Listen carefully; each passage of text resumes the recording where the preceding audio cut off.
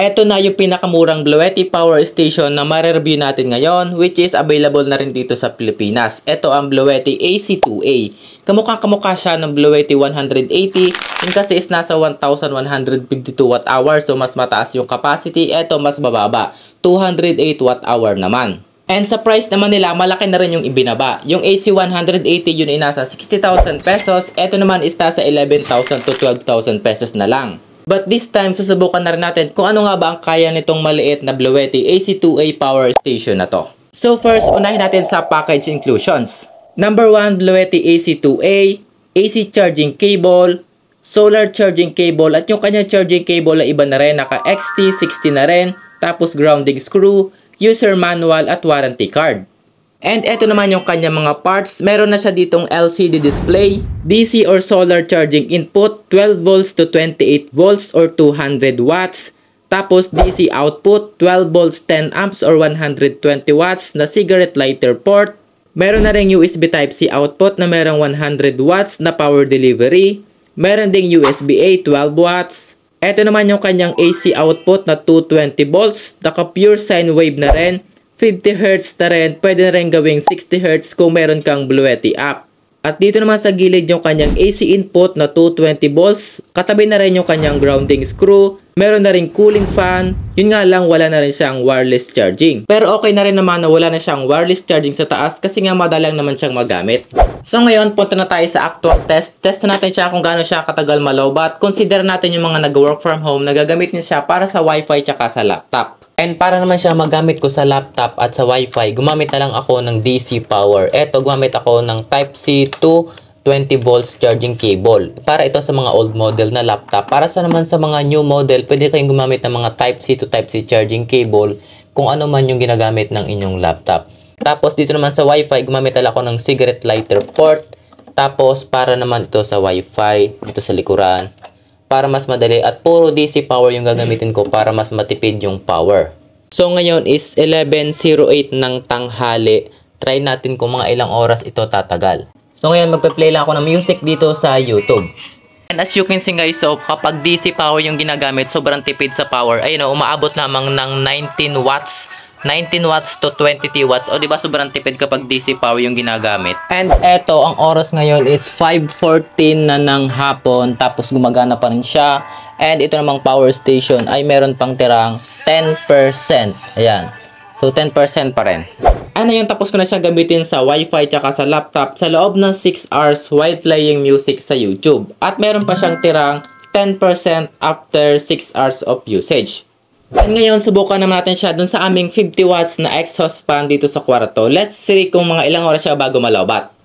Ito yung exhaust ceiling fan. Ginamit ko na lang siya ng extension para mag-abot yung wire dito sa power station. Ang oras naman ngayon is 7:03 ng gabi. And yung power consumption naman is umaabot lamang ng stable sa 50 watts. At aabot daw siya ng 3.4 hours. So let's see kung totoo nga and kung aabutin nga niya ng ganun katagal. And eto na, 10:27 na ng gabi at 1% na lang yung power station. Gumagana pa naman itong exhaust fan, yun nga lang 1% na lang siya.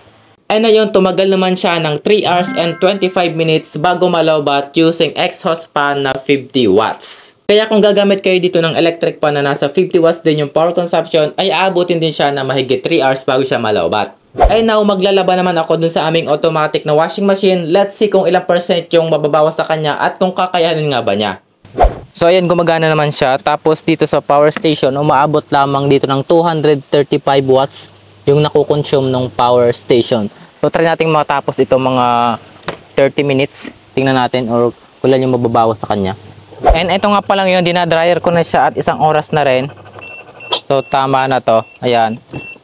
Dryer na siya. Tapos na yung 1 oras. So tapos na yung paglalaba nito. Kakaunti lang nilabhan ko, naka-1 batch na. And yung power station naman, ito, mayroon pang tiraang 20% pa. Ito yung nilabhan natin, medyo madami-dami na rin. Ayan, 1 kasong. And ayun, tapos ko na siya gamitin sa aming washing machine hanggang dryer ng 1 oras mahigit lahat-lahat. At meron pa siyang tirang 20%. So ngayon naman, susubukan ko namang magluto gamit yung rice cooker namin na 500 watts dito sa power station na to. Yun nga palang inverter niya is maximum lamang ng 300 watts. Yun nga lang, meron siyang feature na power lifting, which means kaya niyang maglabas ng mga hanggang 600 watts basta naka-open yung power lifting mode. And applicable lamang yung kanyang powerlifting mode dun sa mga appliances na umiinit or yung mga resistive loads gaya ng rice cooker tsaka sa mga heating devices. So ito yung ating rice cooker. Try na nating magsaing dito and then buhayin natin dito sa power station. Siya naman ngayon is naka powerlifting mode na rin. So ayan, gumana na siya. At dito umaabot siya ng 268 watts pataas. Ayan, tumataas pa. So let's see kung mga ilang oras or kaya niya makaluto ng kanin bago siya malowbat. Okay. And eto na ngayon, naka-warm na siya. Luto na yung kanin. Ayan. And itong power station naman ay meron pang tirang 1%. Ayan, lowbat na. 1% na lang. And ayun, nakapagluto naman ako ng kanin gamit yung aming 500 watts na rice cooker sa power station na to. At meron pa siyang tirang 1%. Para kung tutuloy-tuloy ko lang yung rice cooker hanggang sa malowbat, okay naman, makakaluto naman. Yun nga lang, kaunting kanin lang. And now, subukan naman natin dito sa mga tools namin dito sa bahay, which is itong Mitsubishi hot air blower na to na 2,000 watts. So, buhayin natin. So, ayan, gumagana siya. At base dito, umaabot yung kanyang power ng 109 watts. Eto. Kinaya niyang power station na to, itong hot air blower na to, kasi naman, hindi pa siya nakasagad. Pero pag sinagad natin yung kanyang hangin, high, eto, umabot na ng 195 watts. Ayan. Tapos kapag isasagad pa natin yung kanyang hot air, tingnan natin kung kakayanin. Eto. Tataasan natin yung kanyang init. Ayun. Ayun, wala na. Hindi niya na kinaya. Namatay na siya. Ayun.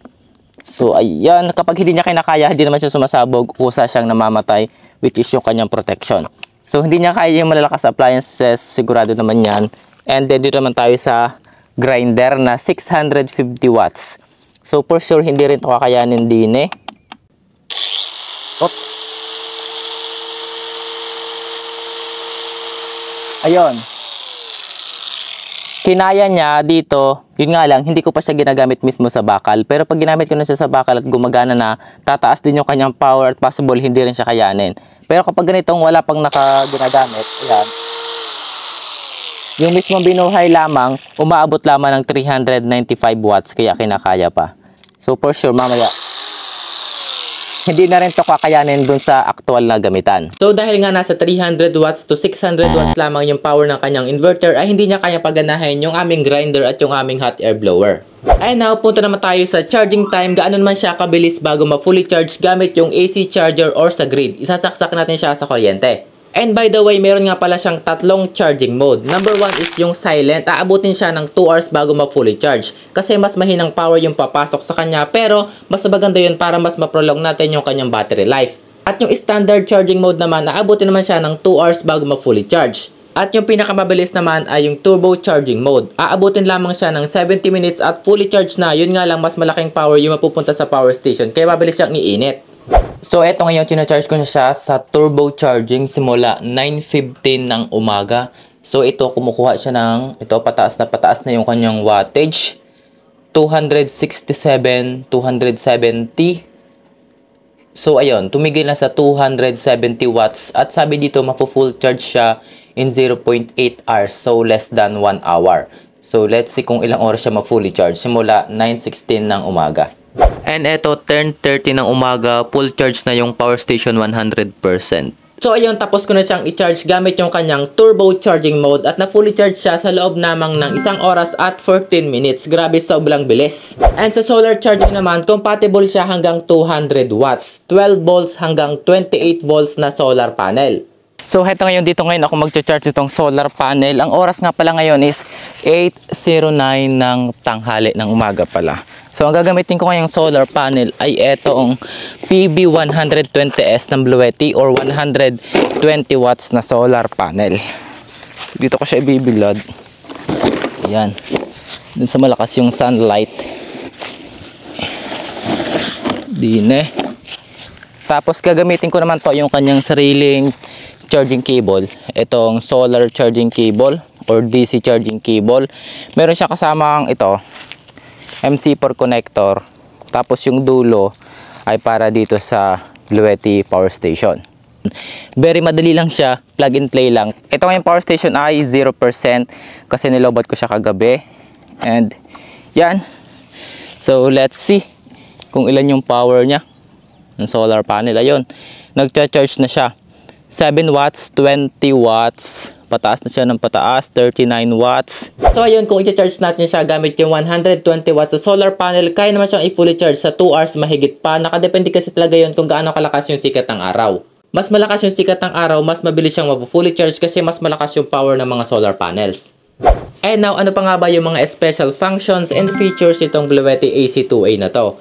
Gaya ng mga naunang Bluetti power station na na-review natin dati, meron pa din itong UPS or uninterruptible power supply. In that case, maganda pa rin siya gamitin para sa mga appliances or mga devices natin na kailangan talagang hindi mawawalan ng power, gaya ng mga laptop, desktop computer, o kahit sa mga piso wifi. And next, meron na rin siyang grid adaptation. So kahit pa bago-bago yung voltage coming sa grid, ay kaya niya pa rin niyang mag-charge at maka-adapt sa power ng grid. Mata-turn on mo lamang yung mga feature na yon kung gagamit ka ng kanyang Bluetti app. Yun nga lang, kapag ginamit mo yung kanyang grid adaptation, ay matitigil yung kanyang UPS function. Kasi nga naman, pag pabago-bago yung power sa grid, hindi pwedeng yun din yung lalabas sa UPS kasi possible na masira naman yung mga appliances natin na sinaksak dito. At ilan pa nga sa magagandang features niya, syempre siya ay naka-pure sine wave na rin, merong 100 watts power delivery, at syempre pwede mong baguhin 50 to 60 Hz yung kanyang power output. Yun nga lang, syempre pagdami ng kanyang magagandang features, pagmahal din ng kanyang presyo. So in conclusion, maganda naman tong power station na to para sa mga personal devices natin like phone or laptop. Kahit pa sa mga household appliances or even yung mga sensitive appliances natin, kaya na rin niya kasi nga, kaya na niya maglabas ng 50 to 60 Hz at the same time ay pure sine wave output. Yun nga lamang, kung i-consider nyo bilhin yung ganitong klaseng power station, make sure lamang na yung appliance na isasaksak nyo dito ay kayang-kaya ng kanyang inverter, which is yung mga nasabi natin kanina. Pero kung gusto mo pang manood ng mga power station reviews at iba pang mga Bluetti power station na na-review natin, pwede mo tingnan yung mga videos natin dyan. So yun na lang muna for today's video and see you na lang sa next upload.